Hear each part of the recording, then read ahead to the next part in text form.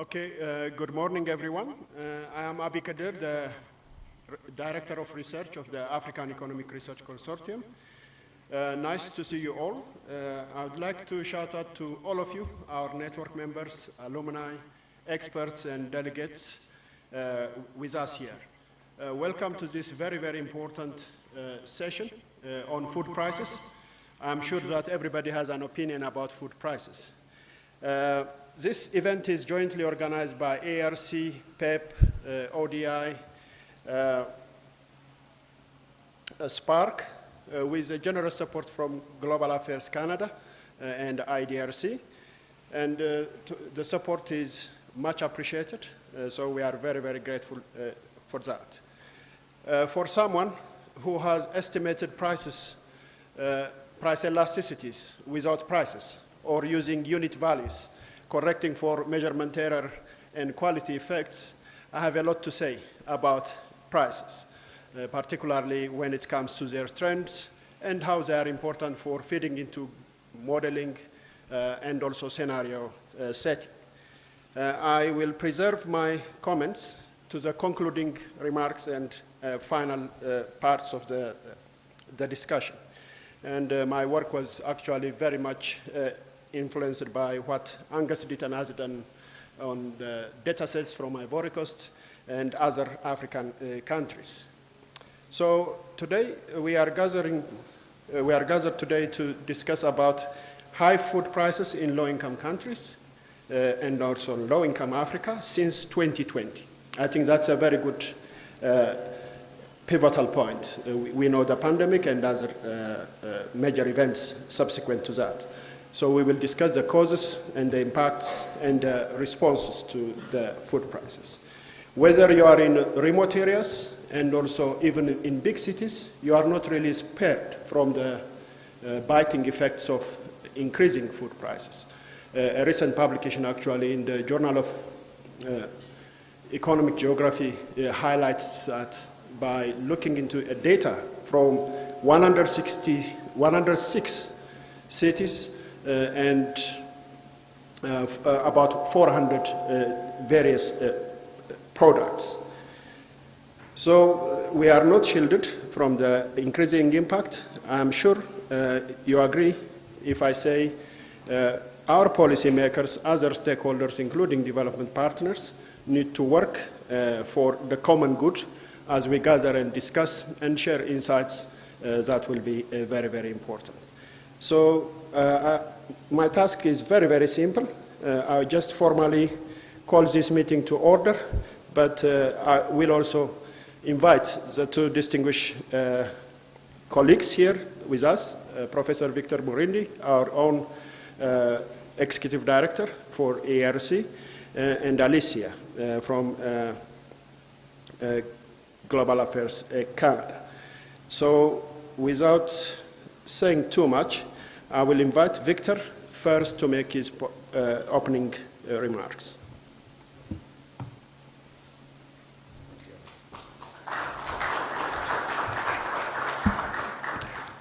Thank you, Abi. Distinguished ladies and gentlemen, the First Secretary, Pan-African Regional Program, AERC,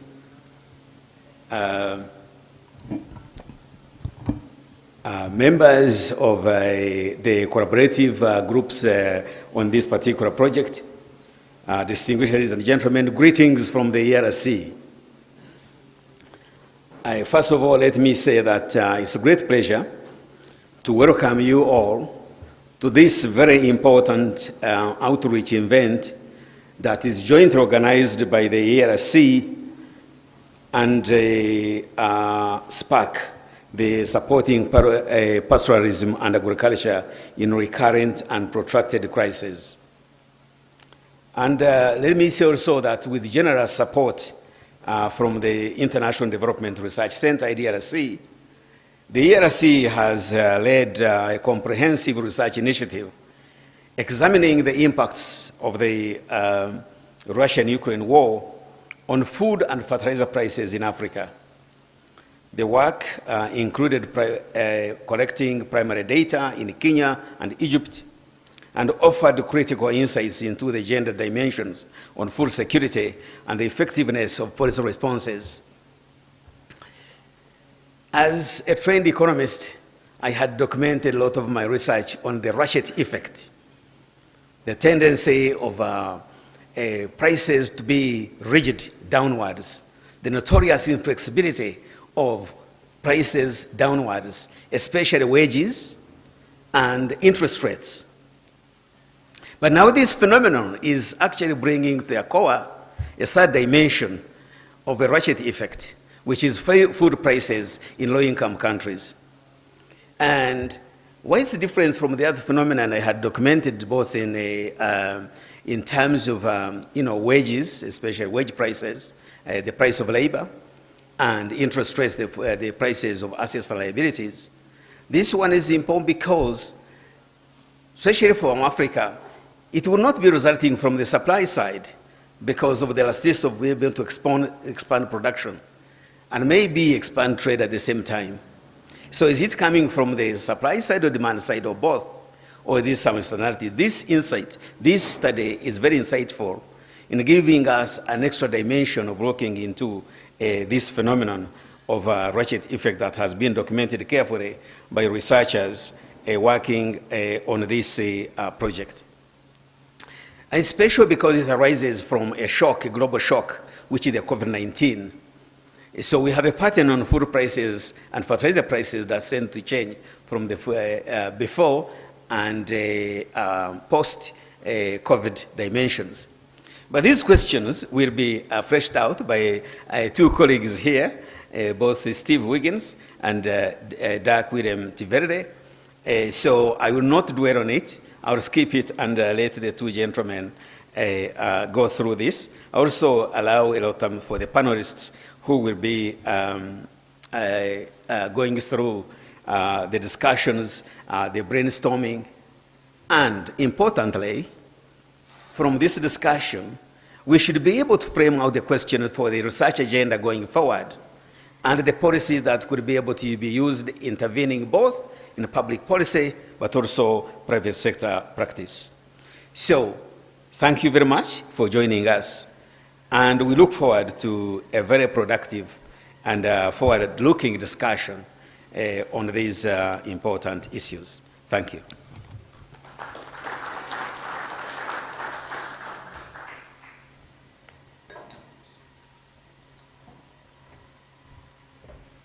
Okay, I will introduce Alicia now with a footnote.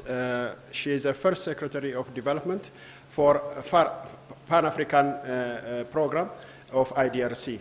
Welcome to the podium.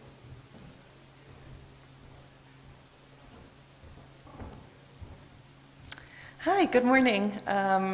Thank you so much for the introduction and for the remarks. It is really a privilege for us to join here today on behalf of Global Affairs Canada and the Canada's International Development Research Centre. We are really honored to support this important gathering, which brings together voices from across Africa and the global development community to address some of the most pressing challenges of our time: external shock, rising food prices and other commodities, and their impact on vulnerable populations. Since 2020, the world has faced a series of overlapping crises, from the COVID-19 pandemic to the war in Ukraine, which have disrupted global food and fertilizer markets.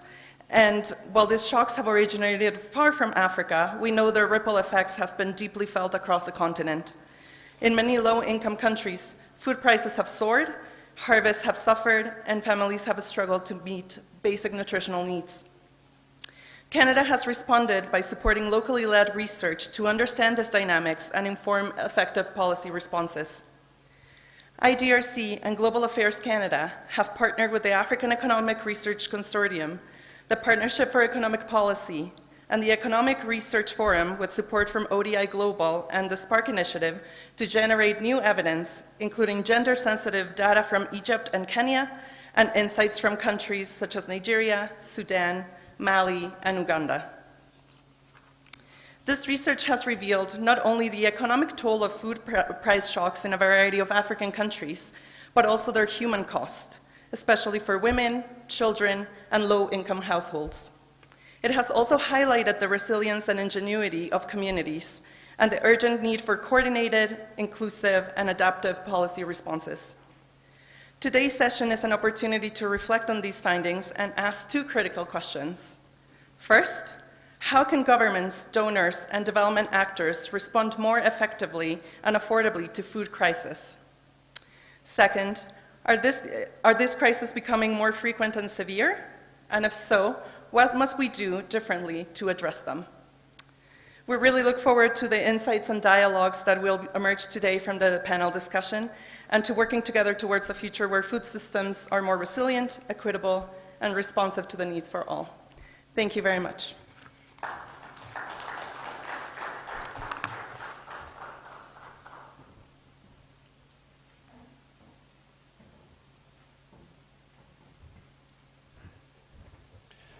Thank you very much, Victor and Alicia.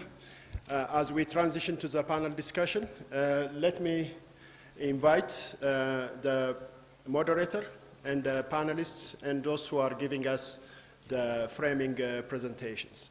As I say, thank you very much, and maybe requesting a round of applause for the two opening remarks that was given by Victor and Alicia. Thank you very much. So now I call upon to the podium Stephen Wire, our own friend from IFPRI, who is moderating, and the two framing presenters, Stephen Wiggins and Dirk, and three panelists who are going to stay after the framing presentations of Steve and Dirk, Eleni, Rosalind, and Margie. So over to the podium, and I apologize that we have two less remarkable and less comfortable chairs for the two of you. So yeah, please join us on the podium, and over to you, Wire.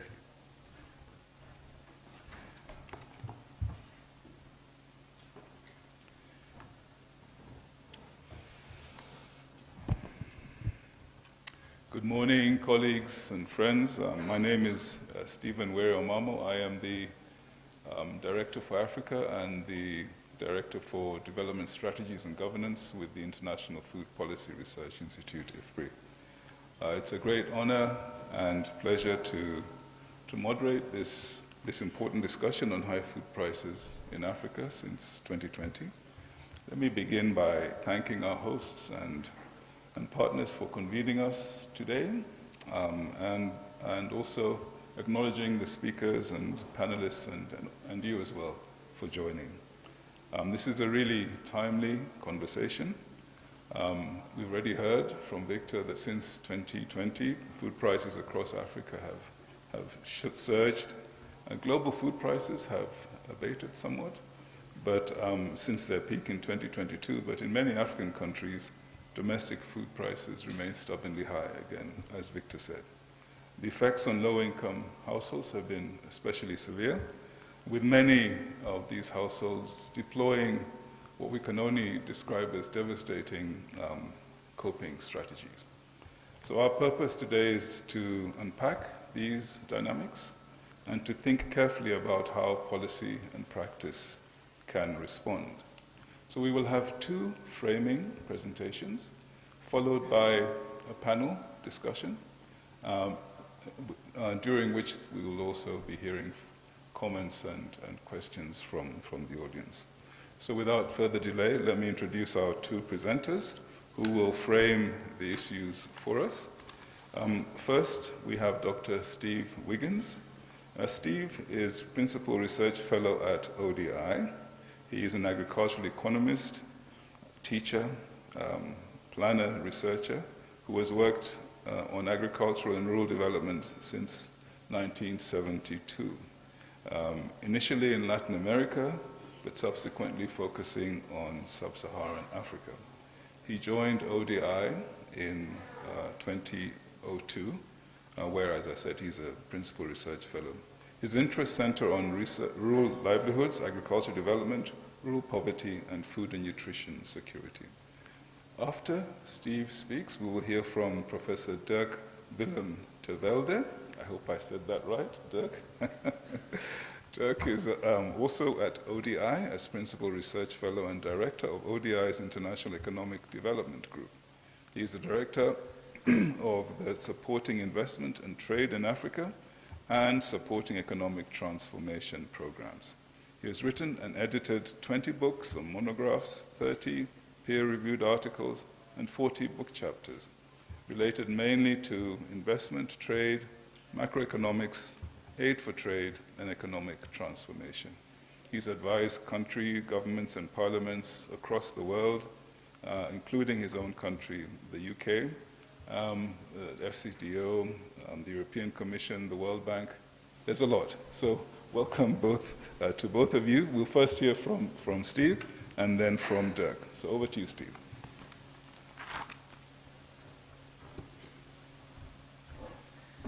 Thank you, Weri, and good morning, everyone. I shall speak for no more than 7 minutes, I hope. The background to what the studies that we're reporting today is the rise in prices, particularly of fuel, fertilizer, and cereals on world markets that began in early 2020 and persisted to the middle of 2022, by which time world prices had more or less doubled. In February 2022, Russia's invasion of Ukraine put the issue of prices and their potential effects in the foreground, and many people wrote blogs and opinion pieces, quite correctly, fearing that the international prices would transmit to domestic prices and that people who were vulnerable, people on low incomes, would suffer very badly if those price rises on the international markets transmitted to the domestic markets. Now, recognizing that, SPARC with IDRC said, okay, we've seen these opinion pieces and they're often based on some very impressive modeling, but what is the ground truth? And so studies were commissioned in Mali and Sudan, in northeast Nigeria, and in northern Uganda to look at the field realities of what was changing to local prices, what impacts those were having on people who were vulnerable to higher prices, and what the public policy response was. Now, those studies, the studies of Mali and Sudan, were done remarkably quickly, with few resources. We used a lot of secondary data, but we also reinforced it with some qualitative field data from my very good colleagues Bukhari Bari and Hussein Suleiman, who I think is also in the room. The studies that were done in northeast Nigeria and northern Uganda had more time, more depth, more funding, and they collected a great deal of qualitative information and backed that up by surveys of hundreds of households to establish what the depth of the impacts was. So that's what we did, and I can summarize the results in 5 key points. So the first point is that local prices, domestic prices of staple foods, key cereals, which in many of these cases were non-tradables like sorghum and millet, they rose very similarly to international prices over the first 2 years. They doubled or they increased by more than 2 times, but they then stayed high. They didn't come down. The international prices came down after May 22, and by the middle of this year, they had reached almost their pre-spike levels. This did not happen on domestic markets. The domestic prices remained high, and the price increases in Nigeria and Sudan were truly spectacular, pushed up by domestic inflation. Point number 2 is that when we tried to say what is driving these prices, we couldn't see much correspondence with the international price movements other than over the first 2 years. And given that many of these prices were for non-tradables, we thought that the major factors driving this were domestic. They were local factors, and those factors were failed harvests, owing to floods and droughts, and in the case of Mali and Sudan, the consequences of conflict. Inflation was a further big issue in the case of Sudan. Third point is that just as people feared, people on low incomes suffered very considerable hardship. They found themselves spending less and consuming less on food. They switched to inferior foods, they switched to the cheapest foods, they switched to wild foods. They cut portion sizes and they skipped meals.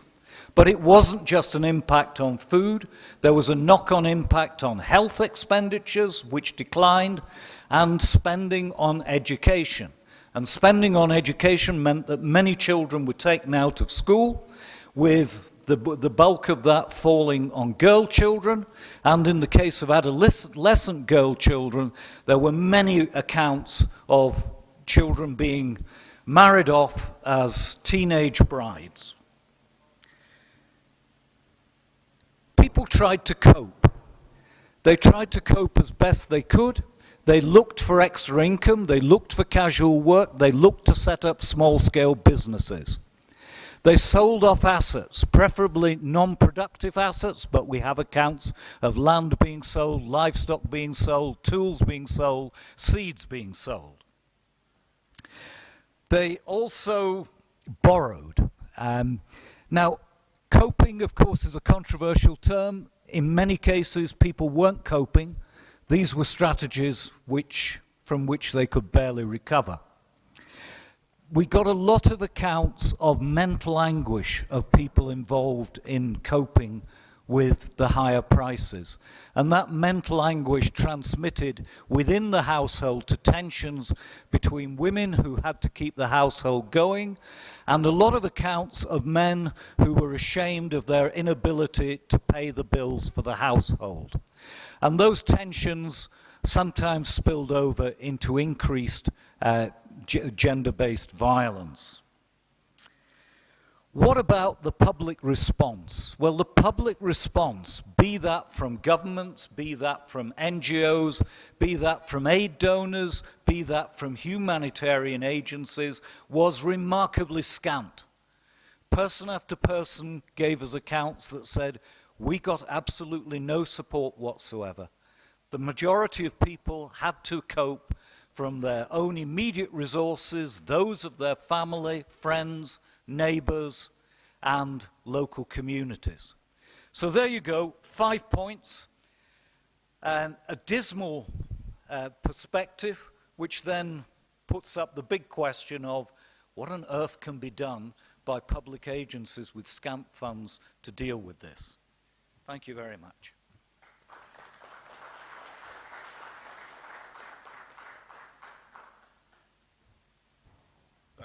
Thanks so much, Steve. Dirk, over to you.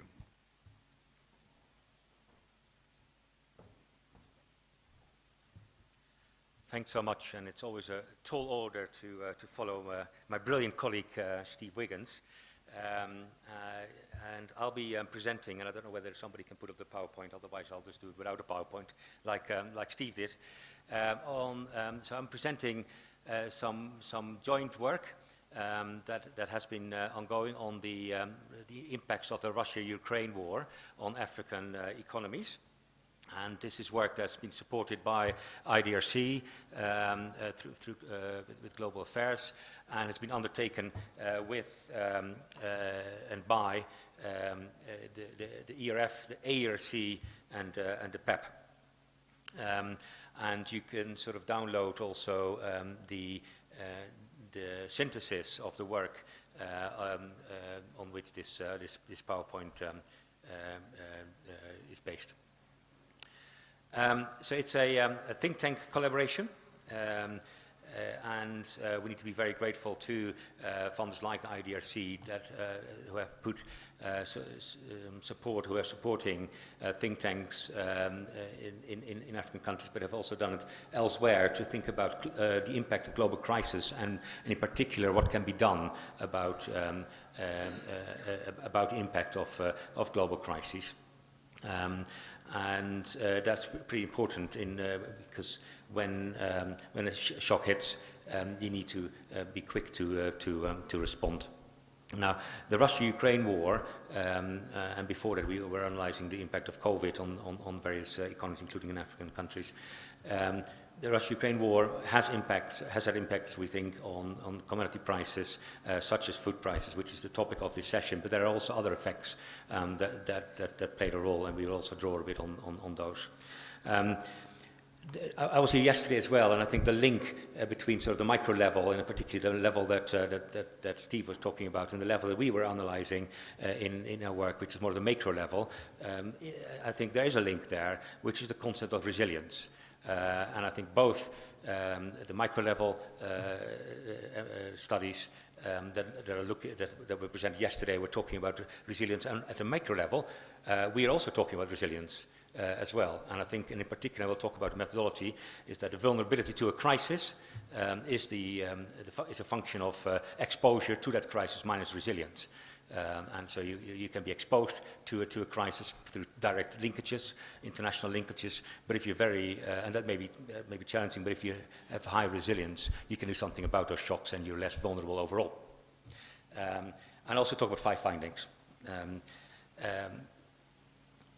So in particular, the methodology, I think, which is really important to bear in mind when it comes to international crises like these, is you need to have a good understanding of what is the shock. So you need to identify the shock variable, and in this case, in the Russia-Ukraine war, there is of course bilateral trade disruption between Russia, Ukraine, and African countries.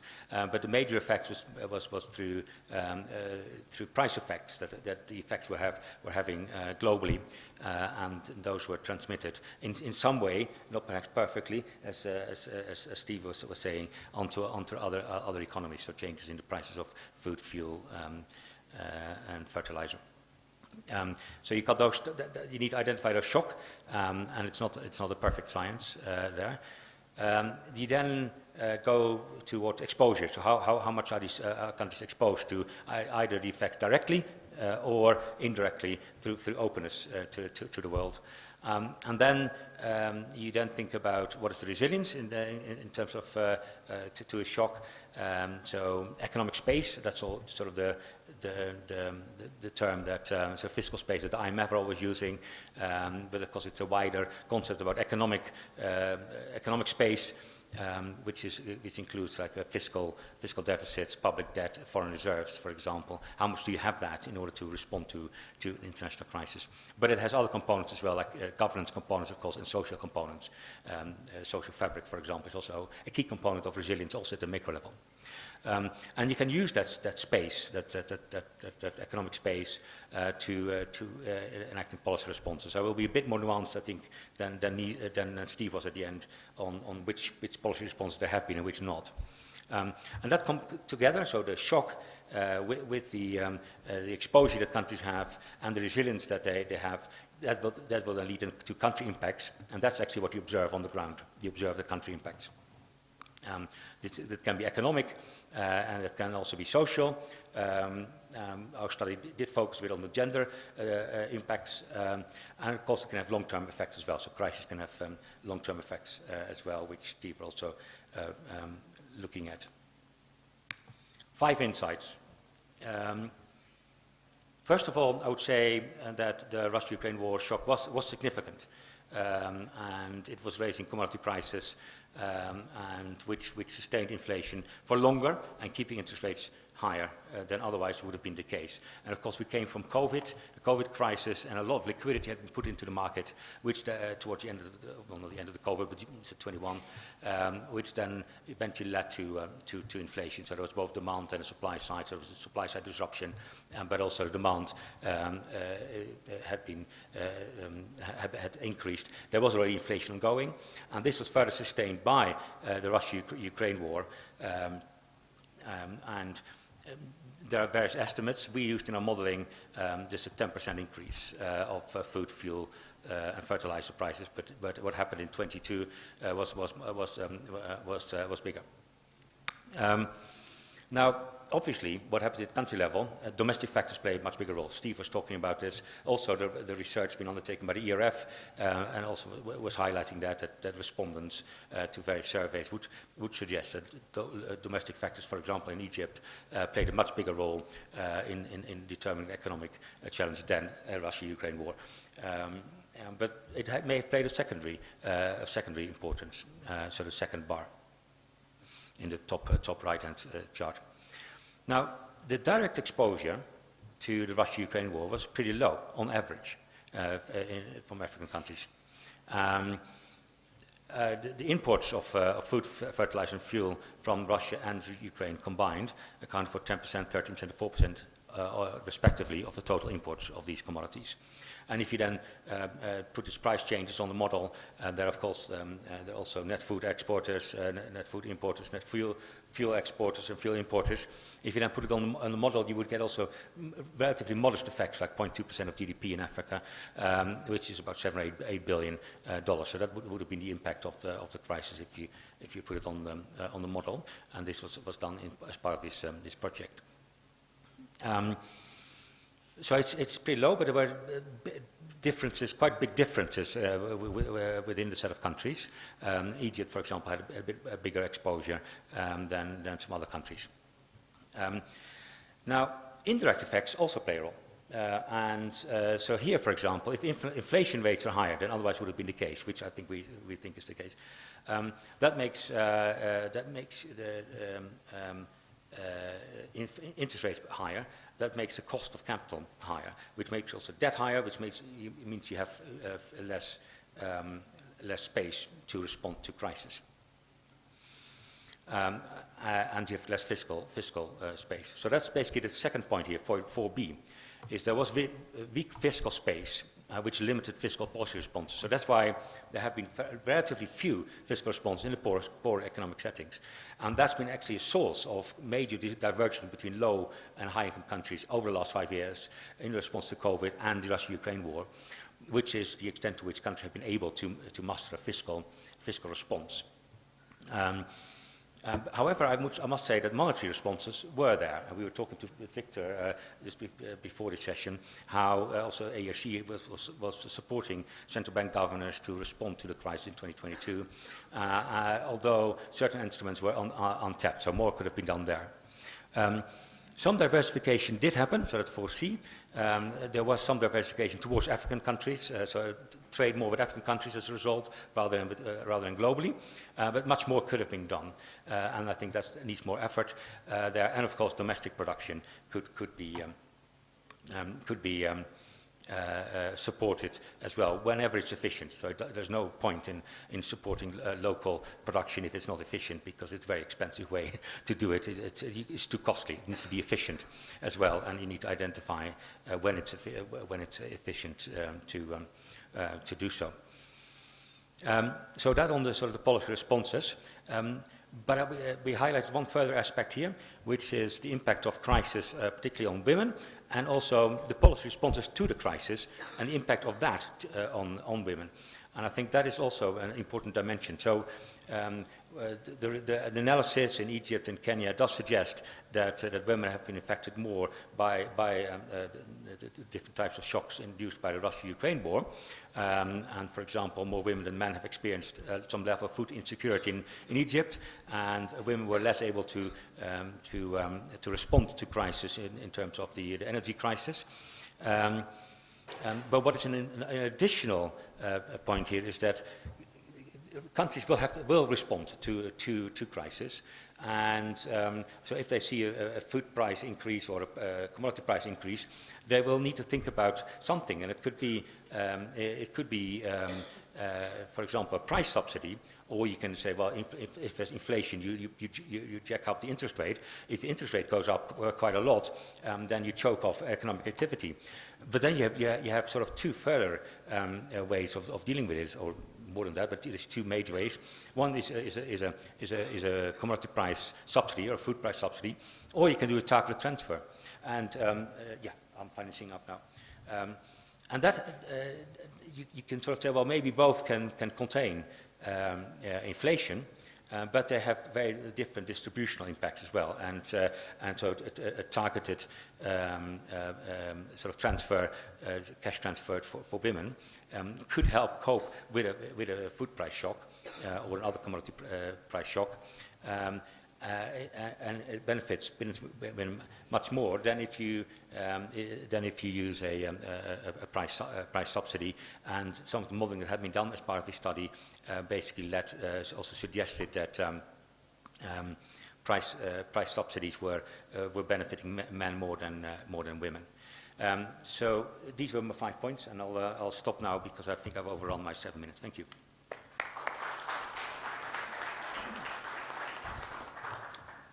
Thank you so much, Steve and Dirk.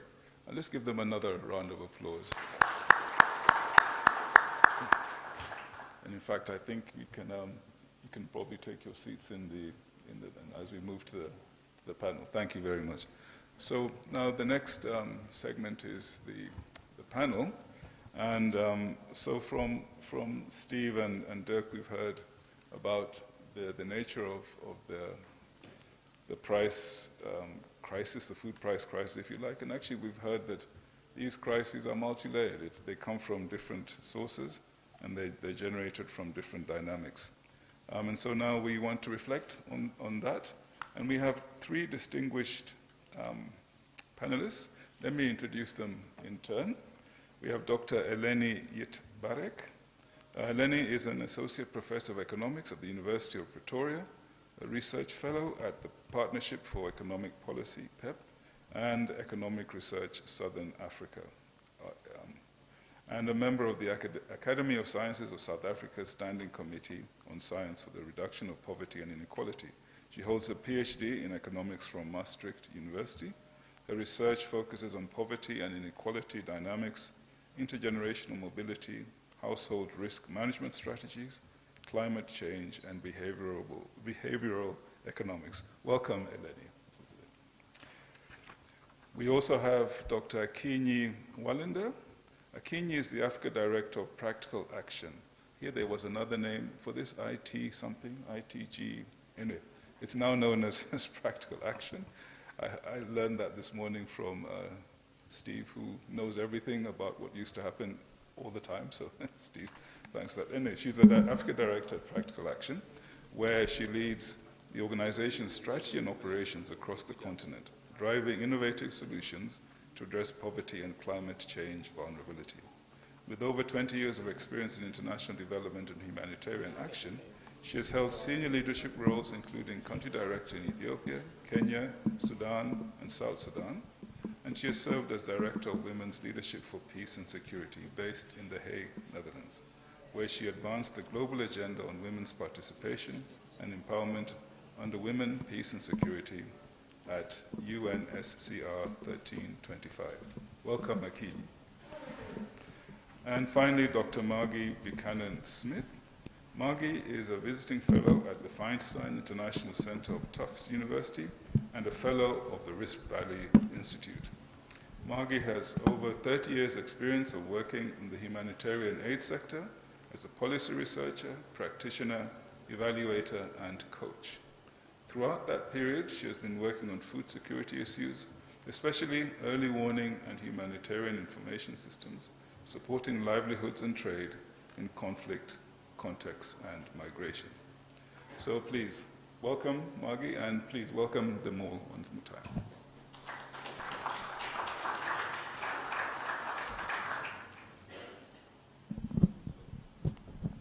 Is this working? Yes. Okay. So, Eleni, Margie, and Steve, and Akinyi, excuse me. Steve and Dirk have framed the issues very clearly for us. How, in your view, can governments, NGOs, donors, and multilateral agencies intervene effectively and cost efficiently during times of elevated food prices and food crises? So we start with you, Akinyi. What's your take on that issue? Good morning, everyone. So, over the last 6 years, since 2020, we've gone through COVID, the Russian-Ukraine war, but we've also had impacts of climate change and conflict in the continent. And all these put together, of course, have exacerbated our communities and led to the rise of food prices. And so, in my view, there are certain immediate kind of responses that we could make. One of those is the need for gender differentiated responses. And so there is a need for responses that are more gender differentiated and that target other vulnerable groups within our society. I think we heard from Steve when he talked about the impact to health, the impact to education. So how do we ensure that the responses actually target those specific vulnerable groups as opposed to just having generalized responses? For example, food subsidies or subsidies to reduce costs of inputs such as fuel or fertilizer. These have less impact because existing patterns of vulnerability, mobility, and power influences within our society influences who benefits from these interventions. So supporting specifically targets for women and vulnerable groups within our societies and groups is more effective with a name also of reducing poverty and vulnerability. I think, Steve, in addition, I would say also interventions that strengthen rather than weaken our local market systems. So care must be given when providing direct support, for example, including cash transfers or support for agricultural production, so that local markets are not undermined. There's always been a tendency for mass importation rather than sourcing from our local markets, and I think that would go a long way. And then digital tools can also improve the quality and speediness of the interventions. So digital technology, using digital technology in targeting, developing digital tools that can help to identify where assistance is actually needed most and can improve distribution. Mobile money, for example, using mobile money in cash transfers. And NGOs can also help in improving digital literacy amongst vulnerable groups and populations by working in partnership with digital companies to develop new services that respond to those specific needs for those communities. I think lastly, innovations and collaborations are essential, and also coordinated efforts between all the different stakeholders, the government, the civil society NGOs, the private sector, the academic institutions. I think it's crucial, especially in targeting and addressing the needs in reducing the high food prices. Thank you. Thanks so much, Shakinyi. Very clear. Margie, over to you. Let me come and sit over there so I can see everybody. Yeah, thank you very much. And my experience is very much from conflict-affected countries. So I think what Steve and Dirk were saying about the domestic factors affecting food prices, that's what I'm very familiar with. When conflict massively impacts agricultural production, through displacement, through insecurity, but also has massive impact on trade, when transport costs can go through the roof. We've certainly seen that in Sudan, where transport costs can increase by anything from 100 to 1,000% in conflict, which of course has very negative impacts for the final consumers. So it's sort of in those contexts that I think that I'll be directing my comments, what can be done in those contexts, because also in those contexts you have a collapse of purchasing power, and that's particularly for the urban poor. and for rural agricultural labourers because the labour market collapses. So we're seeing this in large parts of Sudan at the moment, and especially in some of the besieged cities in Sudan. So what can be done in those situations? Well, I think the first thing, humanitarian actors are increasingly turning to market-oriented interventions, particularly in places like West Sudan, where they have very limited access. And first of all, responding to the collapse in purchasing power, it's really paying attention to existing safety nets and how communities are responding themselves. As many people in this room may be aware, actually, the frontline humanitarian responders in Sudan are Sudan's own civil society groups, community-based organizations, running soup kitchens, and other forms of support. And the international actors have been very slow to support these local efforts. With some international NGOs probably out there in front that we can learn from. But actually, it's first of all finding out what are people doing for themselves and what's working and how can we support that. So that was one thing I wanted to draw attention to. I also wanted to talk a bit about the cash-based transfers, which of course can stimulate markets, but they are technology dependent, and maybe just adding a note of caution to what you were saying, Rosalind, is these are digitally dependent, but it's very important to know who has access to that digital technology. Often women don't, often poorer people don't. And what we've seen in places like Sudan is those people are then dependent on others who do have access, who do have bank accounts. And so we really need to look at some of those kind of power dynamics and understand what are the best way to reach some of those poorest people. But we also have to be extremely well informed about who is trading, particularly in conflict environments, who is trading and how.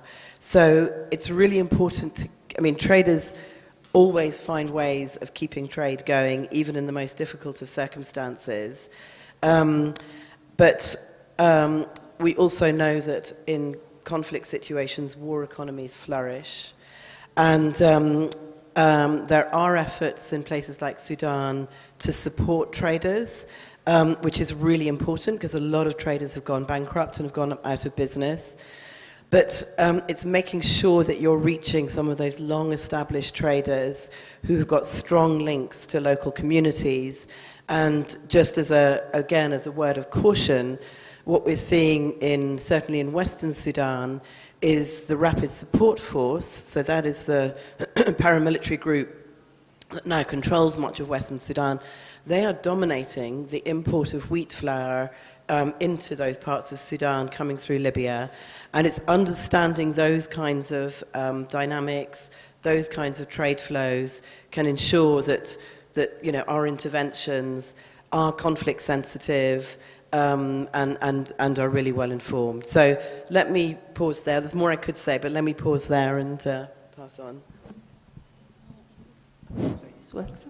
Thank you very much. I think I would like to start my remark by saying that we are not going to have really a single policy, right? That would work everywhere. As mentioned before, food price crises are quite, context specific, and they have a huge, I think, domestic component. And I think we have to keep that in mind that, everything, something that works in one context might not really work in another one. But I think there is a very strong empirical evidence that is emerging on what's really working in certain area quite consistently. And my remark will focus on those areas, right? We recently did, similar studies just to understand the welfare effect of food inflation in Ethiopia. And we found, the obvious result, right? It has negative consequence both on urban and rural areas, and it is the poor who is mostly suffering, right? And importantly for our discussion, We found out that, the existing productive safety net program, what we call PCNP Plus, actually played an important role in cushioning rural household welfare, right? We observed that beneficiary households suffer, a less reduction in food and non-food consumption. And this suggests that, safety nets can play an important role in protecting households during, food price surge. And when we look at, the broader evidence on poverty in many African countries, we know that poverty is persistent and it's very sticky, right? So once households fall into poverty, actually, it's very difficult, to pull them out.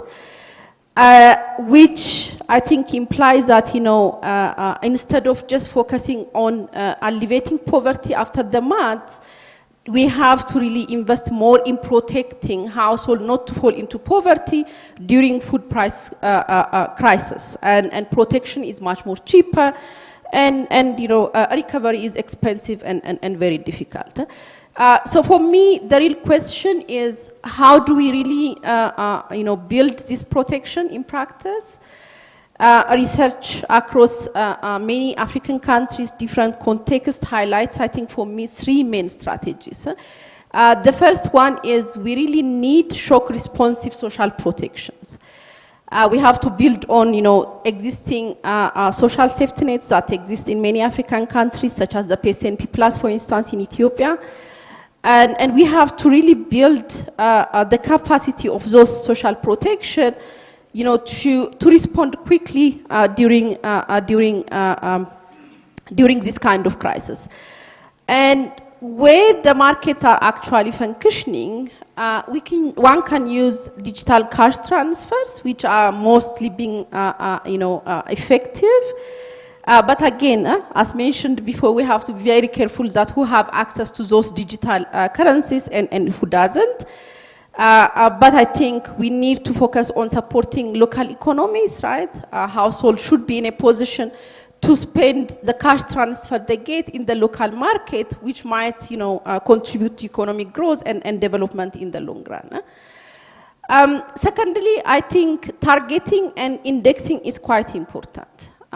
During food price inflation, we can see that, the benefit of cash transfer depletes quite quickly, right? So if we don't really adjust, the amount of the transfer, for instance, for inflation, the value of the transfer might, erode overnight, and those social protection might not really play an important role.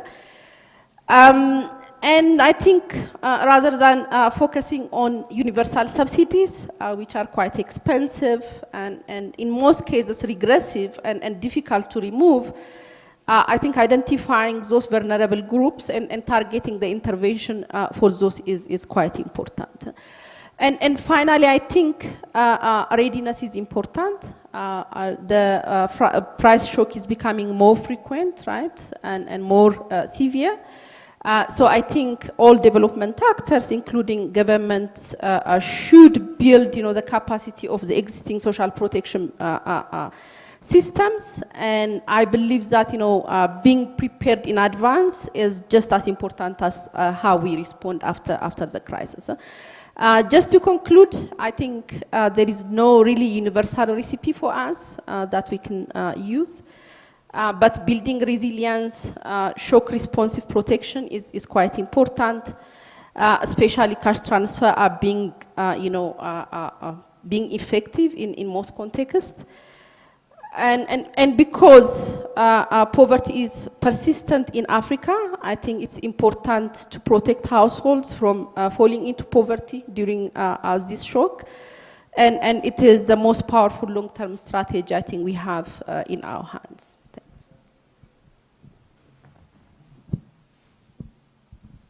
Thank you. Thank you, all three. Really excellent. In fact, there's some congruence in some of the things you said. The differentiated responses is really important. Targeting of vulnerable groups, leveraging local markets. I think there's a lot of points on that, and particularly the cash point. Digital digital tools in particular, really trying to leverage what's in place. So in some cases, the local systems, other times the large-scale public one, as in Ethiopia. Protection is vital, shock-responsive social protection in particular, and preparedness and targeting. So thanks, that's really, really fantastic. Now, I think Eleni had begun to signal the next point. In your view, do the recent food crises resemble those of the past, or are they different in important ways? Have food crises in Africa become more frequent and severe since 2015? And what are the policy implications? So maybe starting on that end. Eleni, why don't you take us forward? Thank you, Steve. So I think this is quite important, right? Because if the nature of crisis is really evolving over time, which means that our policy should also respond to that. And if we look back to the, the 1980s major famines that happens, in the Sahel, in Ethiopia and Sudan, they were more, triggered by severe droughts, right? And harvest failure.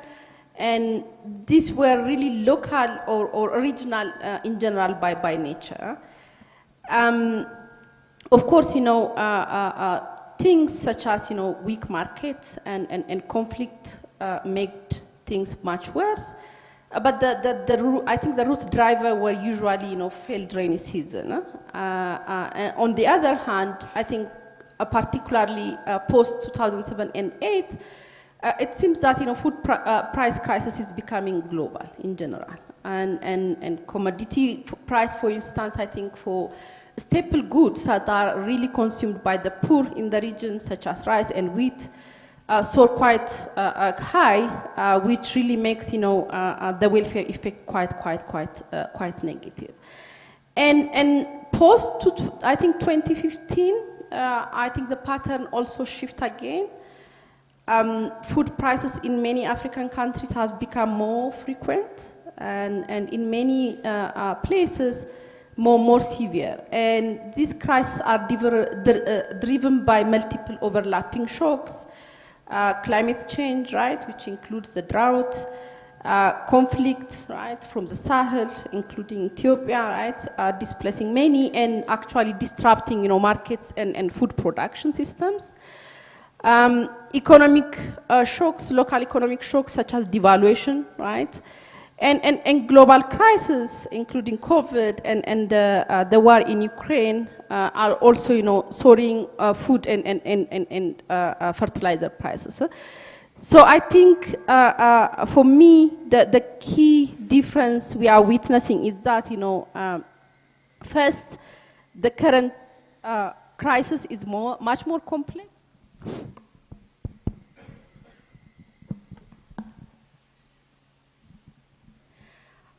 So the drivers today are much more complex than the past, and it's not only about harvest season failing, right? But it's about the interaction of climate, conflict, and disruption in global supply chains. And second, the shocks are becoming more frequent. And unlike the isolated famine in 1980s in many countries, I think post 2007 and 2008, many African countries have faced repeated shocks, and almost back to back. And finally, I think today the vulnerable groups are much more broader than before. In the past, it was mostly rural subsistence farmers and pastoralists, right, which are affected by the shock. But today we have a large segment of urban population which is not really part of the existing social protection system, and net buyers of food that have no protection, right, against the food price. So in general, all this implies that while previous, responses such as emergency food aid are really essential, right? But they are not enough anymore, and we need more, diversified policy response that build a resilience of households, which might include, expanding social safety nets that can be scaled during price spikes, investing in climate smart agriculture, building on regional food trade, particularly within Africa, and addressing even conflict are quite important. So in general, what I'm trying to say is the food crisis we are witnessing today echoes the past, but the determinants are quite diverse, and we need more complicated and more complex response than before, and using only emergency food aid during the crisis. Thank you very much. And I would absolutely echo that I think that the drivers are a lot more complex, and it's understanding those drivers that's so important. So again, I'm going to focus more on conflict environments because those are the environments that I work in. And again, I'm going to be referring particularly to Sudan because that's the country that I've been working in for now decades. And I think it's really interesting if I take a little case study of Darfur. So Darfur went through that terrible drought in the mid-80s. It recovered. By the time that the Darfur conflict broke out in 2003, Darfur was pretty much self-sufficient in cereals. But that has been radically affected by 10 years of conflict before the nationwide war broke out. So it's really just to underline how absolutely devastating conflict can be, particularly when it's protracted and it goes on for years, if not decades. And I think that, as we see in many places, that's having a much more devastating impact than global food prices. But I also, wanted to mention maybe two other things.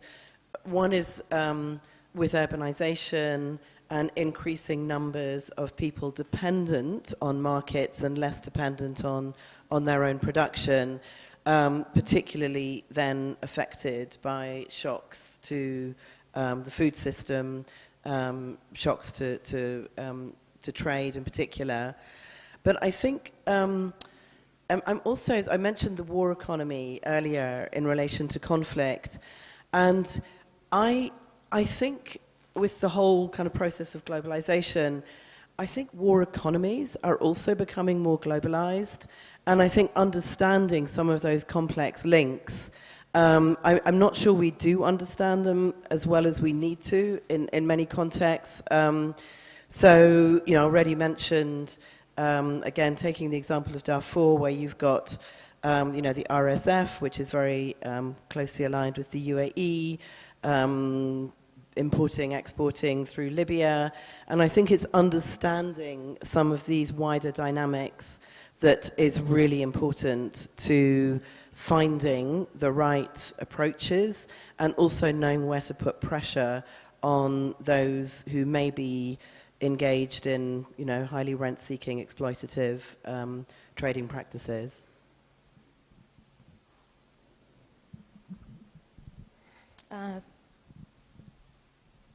Thank you. I also completely concur with that. And also just having that intersection between development and humanitarian. So I really recognize when you talk about the impact of conflict also on climate. And so we all agree that statistics show that food crises are increasing in frequency and severity, and poverty is also increasing among our communities on the continent. And currently we have over 20% of our current continent's population are affected by hunger. I suppose one of the differences I could mention with crises in the past, that this is also accompanied by a rise in incomes, and an expanding middle class. I think at the moment, according to the Economic Commission for Africa, 31 countries out of 54 are classified as middle income. And yet, despite this, poverty and vulnerability to food crisis is endemic. So, a bit of a disconnect there.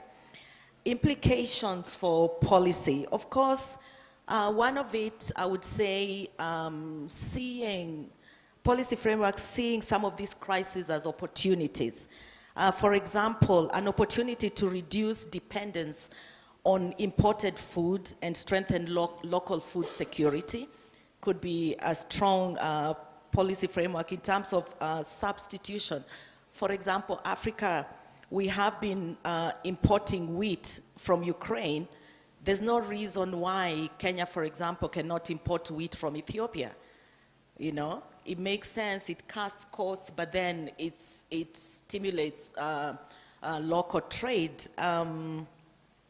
So apart from just regional free trade, so also making the current food systems more sustainable, so reducing the impact of food to ensure that local food systems can produce more and do it in a sustainable way that is less vulnerable to shocks, such as those from climate change. So some of these opportunities actually include strengthening local market systems for local produce, improving systems that are more food is getting local consumers and reducing dependencies on food from other areas.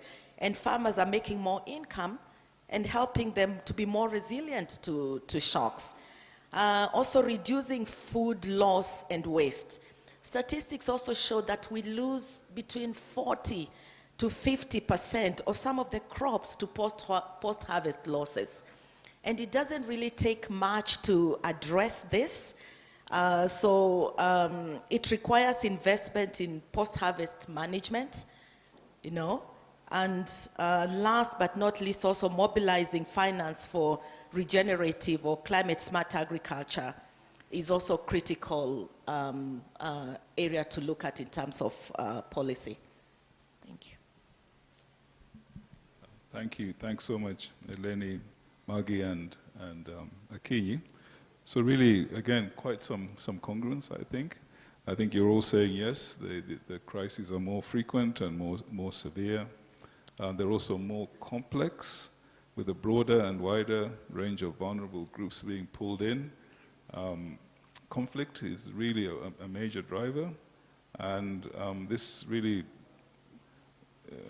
points to a need to understand the food systems in those contexts, so that responses can be relevant. This point about fragile middle-income countries, I think that's very, very clear. And in terms of responses, very clear that you're suggesting a more diverse and more context-specific set of responses. And then you've also seemed to be pointing to the need to strengthen these food systems, be that in stable or conflict contexts, so storage, trade, post-harvest handling, etc. So thank you all very much. Let's give them a round of applause. Okay. Now we have some time to take some questions and comments from the floor. So please feel free, raise your hand, and a mic, I hope, will be brought. Do we have a mic that can be taken to people? I see a gentleman here, and here. So maybe maybe put up your hand again, sir, over there. And so when the mic reaches you, please say your name and your organization, your affiliation, and then ask your questions. Let's keep them brief and to the point. I don't see a moving mic. Yes, it's there. Okay. So you have it. It will come to you eventually. So please, sir. Yes, my name is Francis Oremo. I'm representing BIMA Project, which is a consortia of the University of Nairobi. Can you put the mic closer to your mouth? Yes, I'm representing BIMA Project. I have a question related to, from a layman standpoint. as we talk about food prices, do we talk about food being unavailable or unaffordable to the majority of the vulnerable groups in Africa, or the price itself? Because I would just want to know how food prices in Africa compare with other regions in the world. And the second part is, how can food prices differences be accurately measured and assessed across global context? Because just based on my layman experience, I would assume that food is relatively cheaper in Africa compared to other regions in the world, unless there are other factors, maybe about food prices relative to the income, could be a factor, or just food being unaffordable to the vulnerable groups that we have in this continent. But in terms of the prices, really, are they more expensive than other regions in the world? Thank you. Thank you very much. I'll put Steve on alert. Maybe you can pick that one up, or anybody else in the panel, but that sounded like something that Steve could respond to. Let's have the mic continuing in this direction. Okay. So there are mics on the... Okay, I see the point. Merci. Moi, je suis Boukari Bari. Can you just hold on, sir. We need to put the headphones up.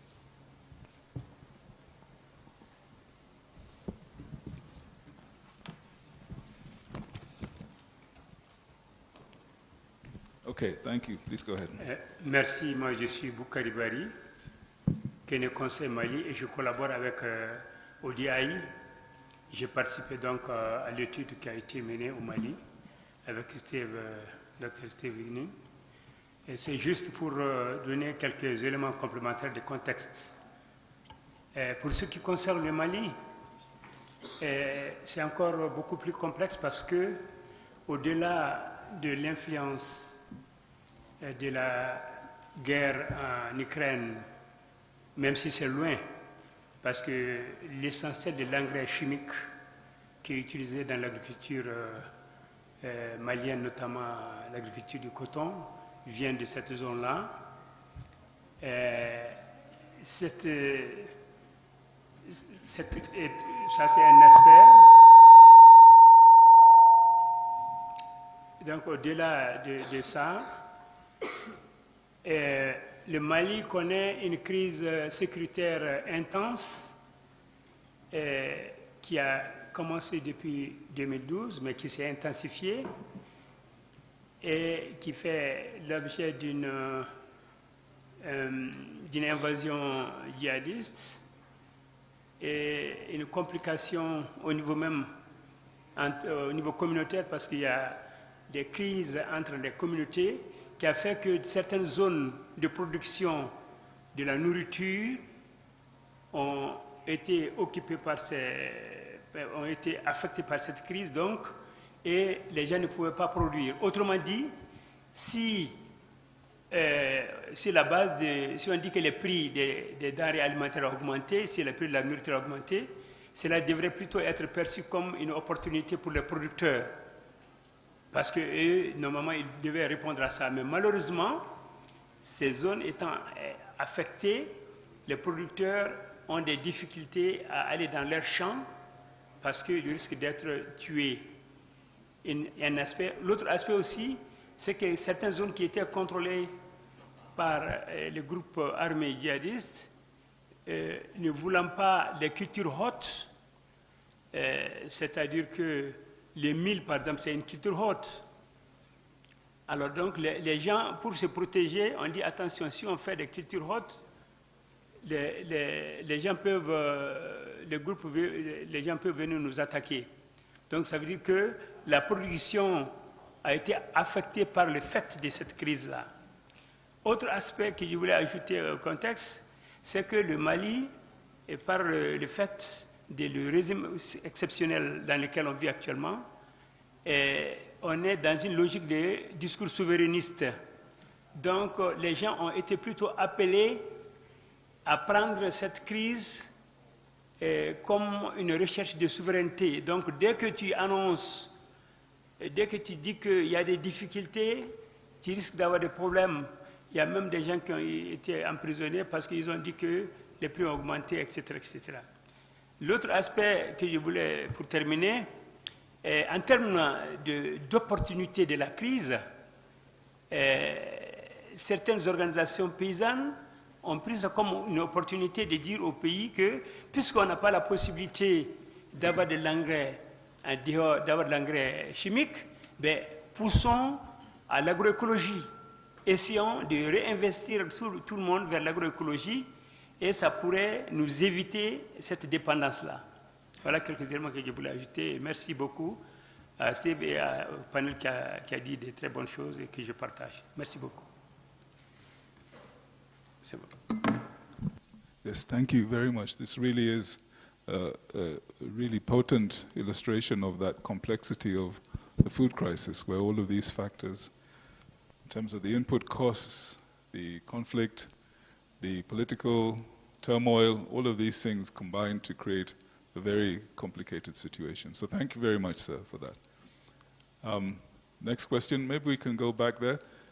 I think the mic is here. Oh, where is the mic? Ah, It's okay, here. very good. Thank you. Thank you very much for the opportunity. My name is Rich Love Amamu. I'm from Ghana. I am the head of the Department of Gender in the Central Region. So I want to add up to what Dr. Rosalind, is that right? Yeah, stated on gender. So I just want to look at the gender-specific effects about higher food prices in low-income Africa since 2020. So I am looking at why women and girls are hit harder. So women are more food insecure globally. And in Africa, survey shows women experienced a higher rate of moderate to severe food insecurity compared to men in 2021 to 2022. The gap widened during the crisis. Now, unequal access to resources. Women farmers often have less access to land, credit inputs, and when input prices rise, they are less able to cope or scale up production. Now, we have increased unpaid care and time poverty. Rising food, energy scarcity increased the time spent collecting water, fuel, and caring for sick households. Members reducing women's time for paid work or farming. So I made mention of unpaid care work. You know, when things like this happen, normally women stay at home to take care of the family. They will not be paid. They will not receive any salary at the end of the month. Whilst others are on the field, men will try as much as possible to work. Women are unpaid care workers, but are not appreciated. We do all the house chores. We take care of the children. We even take care of the men, our husbands, but we are not being recognized. And this is something that is affecting women globally. Now, when we want to think about the coping or negative coping that affects girls and women disproportionately, we see households may withdraw girls from school. I am still on higher food prices in low-income Africa. So children will be withdrawn, they will drop out from school, reduce women's food intake to feed children, or increase child marriage. You know, most of these children, for the coping mechanism or strategy, They move into marriage, child marriage. Children at the age of 16 are in marriage. Children at the age of 15 are in marriage. But with Ghana, our law stated it specifically. The 1992 Constitution, a child below 18 years must not be in marriage. But it varies from other countries, I don't know. But it's a global, we have signed out to international protocols. So with these children are in marriage, these are things that are affecting children. And they also go into transactional sex. What can we do to survive? So I give you my body and you give me something to survive. So these are the negative coping that affects girls and women. Thank you very much. Thank you very much. You said Rich Love from which organization you said it was? Department of Gender in Ghana. Thank you very much. Thank you very much. Okay, we'll take one more question and then come back to the panel. So your hand was up first. Yes, John. Yes, and then we'll come to you later in the next round. So please, yes, sir. Thank you very much. I'm Asafad Masi. I'm from Ethiopia, Addis Ababa University. I think I fully concur with the assertion that there are a number of policy responses adopted by different governments under different circumstances, and so blanket recommendation may not be appropriate. So we have heard a lot of policy responses by different governments. I just want to have a reflection on 2 points. One is one of the most frequently adopted policy response by governments when there is a food price increase is to export banning. So exports are banned, and price controls are usually institutionalized. I want to hear your reflection. How effective would be price controls or export bans, in reducing price volatility as such in Africa? So, because there are these measures are still, I think, even though there have been a number of debates and studies showing the ineffectiveness of these interventions, governments still continue to adopt these interventions. So I want your reflection on that one. Secondly, I think one of the panelists indicated about coordination. And in this respect, I would like to raise a question about bulk procurement of fertilizers, seeds, and what have you. And when I say bulk procurement, I'm referring to regional economic communities, for instance. So would regional economic communities like IGAD, ECOWAS, or SADC, or East African Community, would they have a role in really, this happen?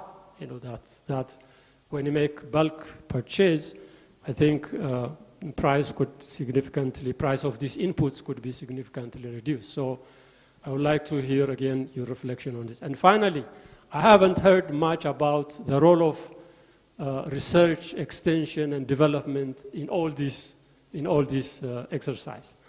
Whether it is in reducing post-harvest losses, or storage facilities, or transportation infrastructures, research and development, research extensions are critical.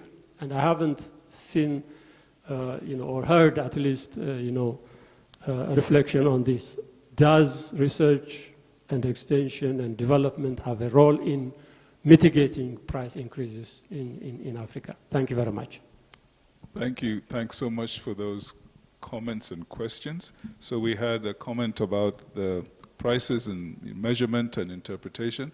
Maybe Steve, when you could maybe handle that.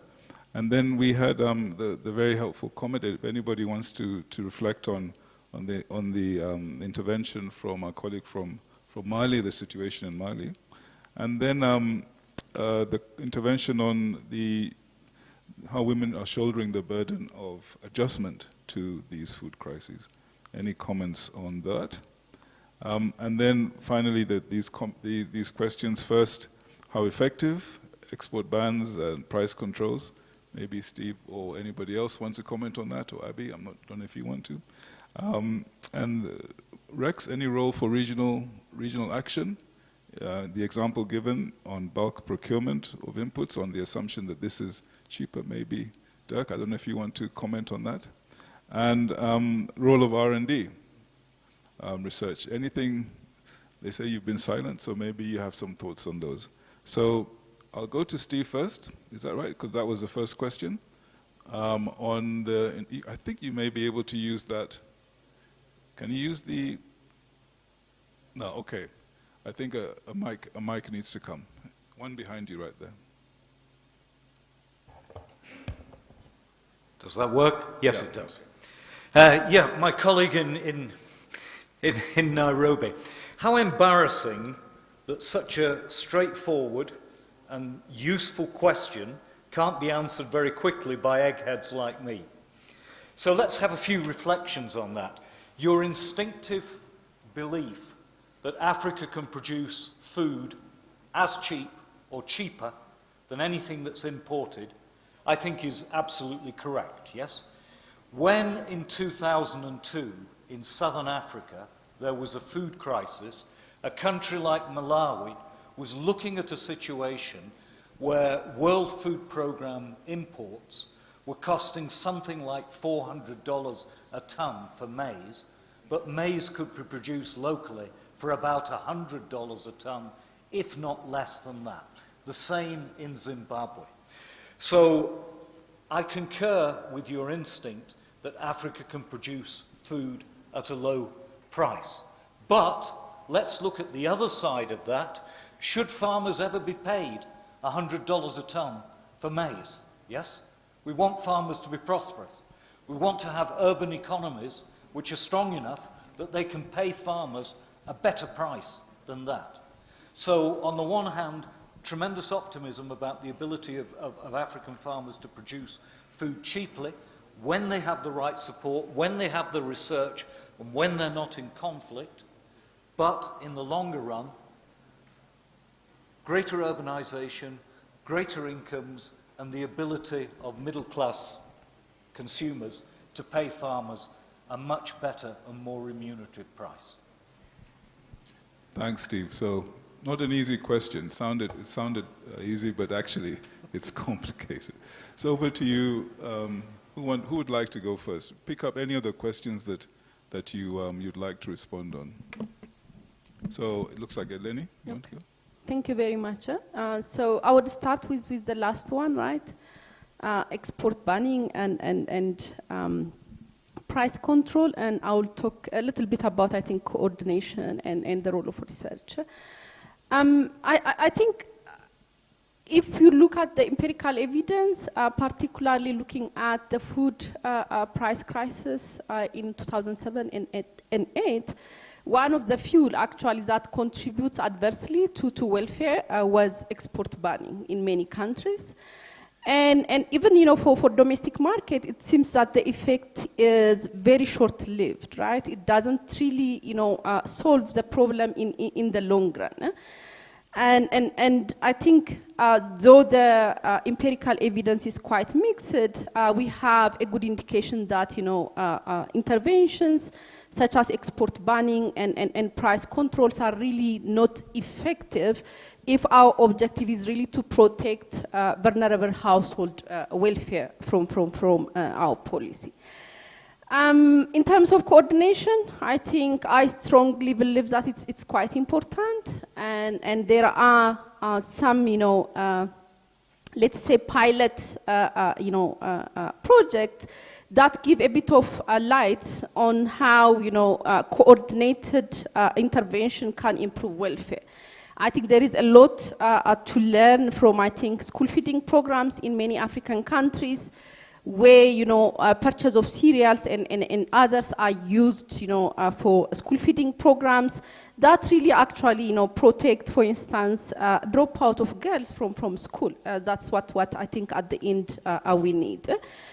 And during, you know, my remark, I suggested that, you know, because what we are facing today is much more complicated, We need, a multi-dimensional policy response, right, which includes promoting climate-smart agriculture, right? And the core bone for this kind of intervention is actually R&D. We have to invest on research and improve, the empirical evidence to design our policies. And my final remark would be on the gender, right? I think it's quite important to understand that, food price crisis is not going to impact everyone equally, right? It's not only, gender, even within gender, age also really matters, whether it's a young girl or adolescent girl, and the effect can be completely different. And it's quite important, to identify those vulnerable groups and target our policy responses towards them so that we can, improve, at least protect their well-being. Thank you. Thanks very much. Would you like to add? Yes.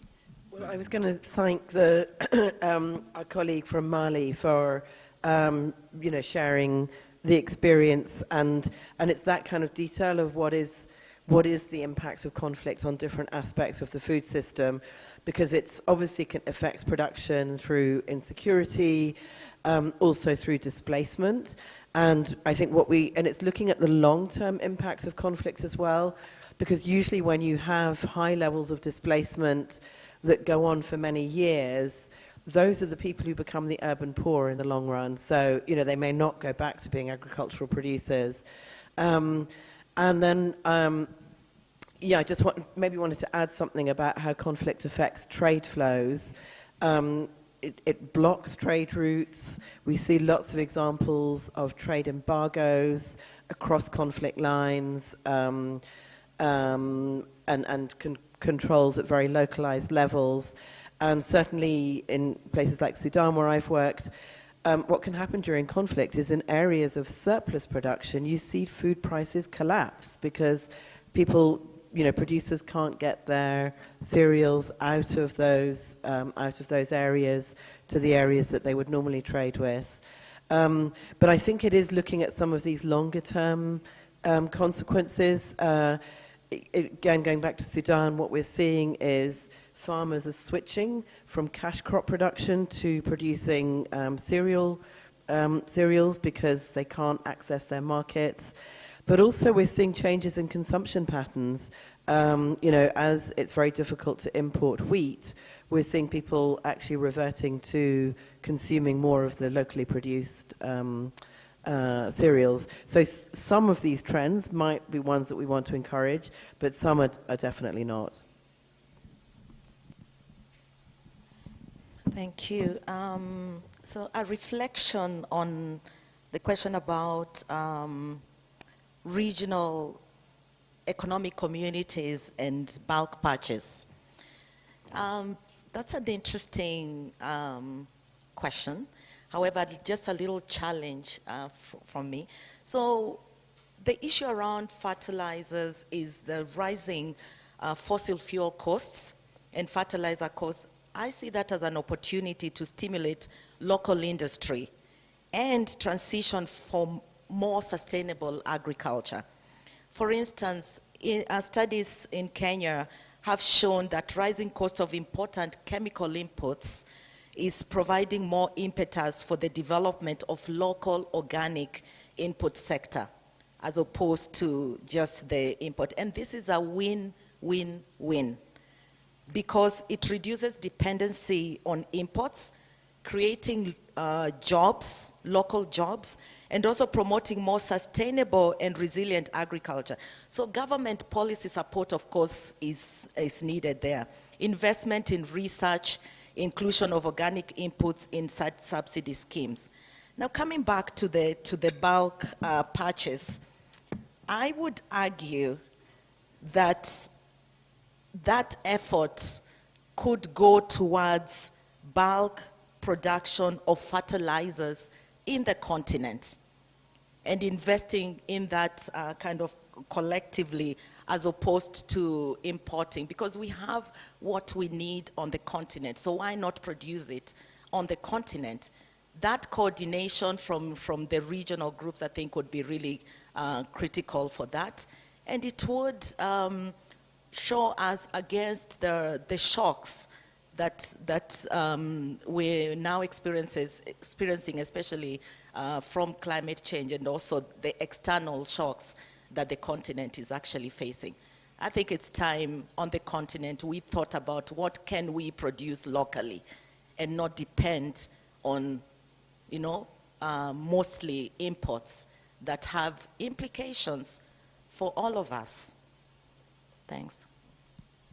Thank you. Thank you very much for those really excellent responses to the questions. We only have 10 more minutes, and we need to leave time for Abby to make some closing remarks. So, unfortunately, we're going to have to stop now for this round of questions from the floor. I'm very sorry, I saw a number of hands, but the panelists are here, and please feel free to approach them and discuss with them any points that you have. So please, let's give them a round of applause for them. And thank you all very much. Do you want us to stay sitting here or go back?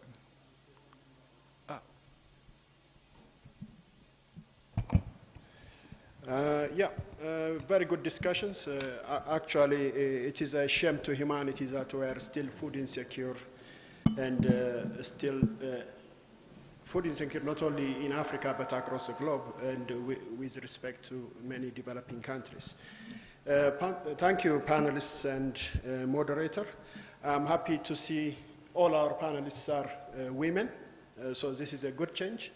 IDRC really gave us good guidance in the past, and I'm very pleased. So I thank you very much, Wire and Rosalind, Margie, and Lenny. As you leave the podium, I will say some final remarks and also next steps. And a round of applause to them, please.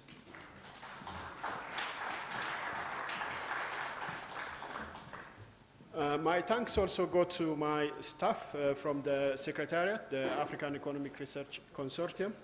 The AERC now is much leaner, so we are working more for less or with less, and that is the reality that we live in. So thank you, Pamela, Sheila, Lanoy, Maureen, and our IT guru, Gerard.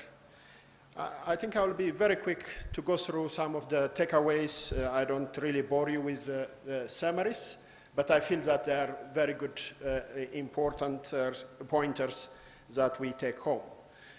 Total and food poverty is increasing, despite what your governments are telling you, and it is the reality of this continent. Particularly those countries that are going through IMF programs with devaluation and currency liberalization. That is really highly focused and emphasized and strongly coming out of the macro picture that Dirk highlights. Whether you are in big cities or in remote areas, prices affect you and they are increasing. In terms of consequence, and this is, I think, the most sobering one, we have a joint work with the World Bank on the human capital side, and the statistics is as follows. The food price impact has an impact on the nutritional outcomes of all family members, particularly children. So the human capital deterioration following that is feeding through food prices is significant. If you look at global evidence, this is not my creation, and also this global evidence to explain differences between per capita income of countries. 2/3 of that difference is accounted for the differences that you face through the human capital.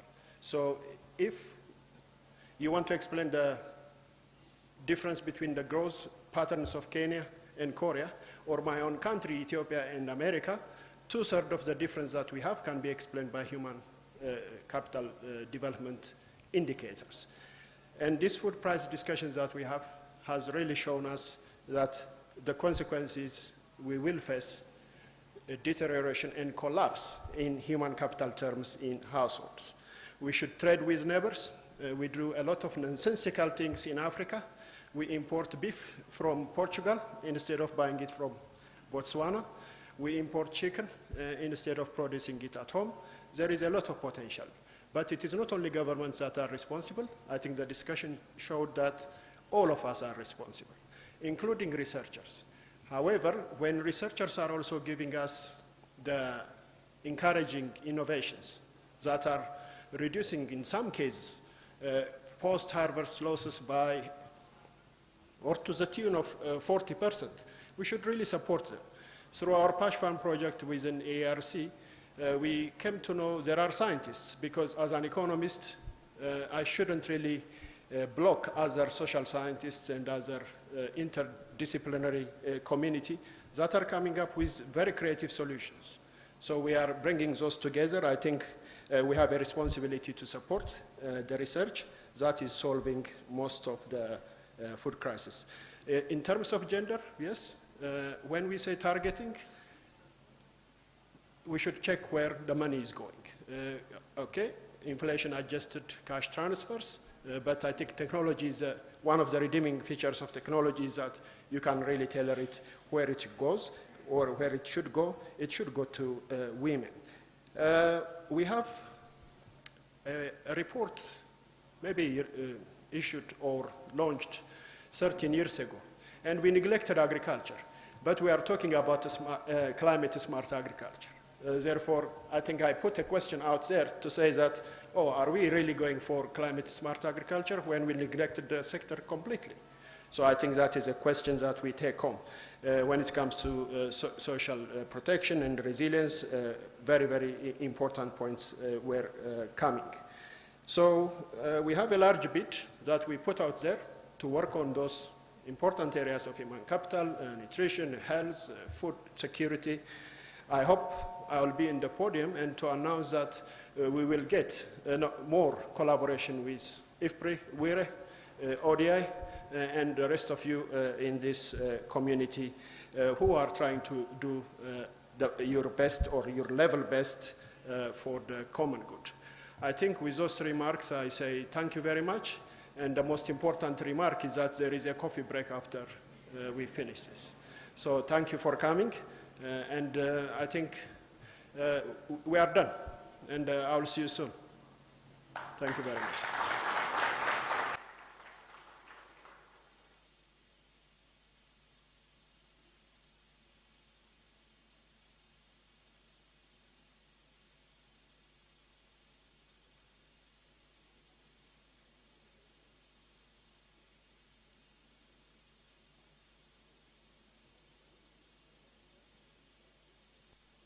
Okay, maybe one final remark or footnote is that we have to gather outside for a quick group picture. I think that is part of the protocol. We can take it here. Sorry. I think everyone can come to the podium area. So we will have it here. Yeah, just before we go to the coffee break. Yeah, we have that, yeah?